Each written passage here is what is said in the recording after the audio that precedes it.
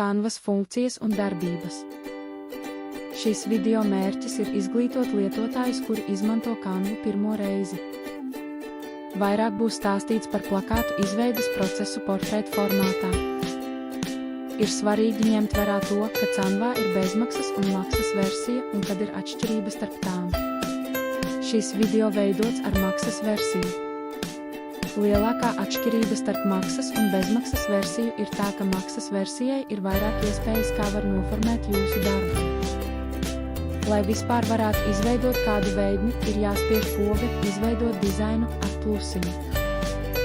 Izvēlās plakāts portretu un tad parādīšu, kādā veidā var izpausties. Tagad būs demonstrācija, kā var veidot plakātu.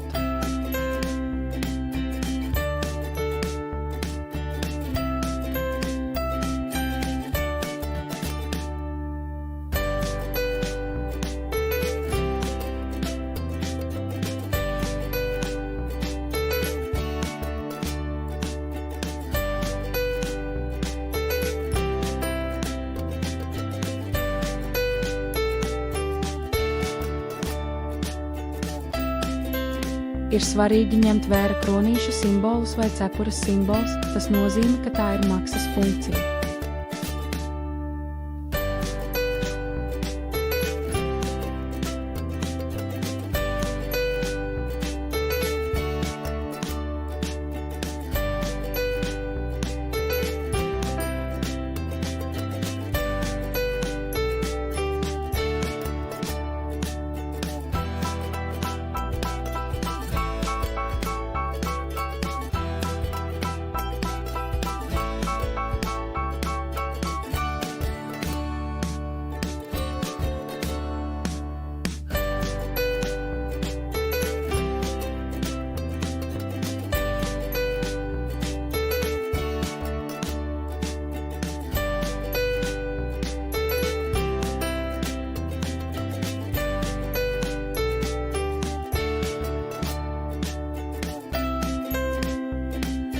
Paldies par uzmanību!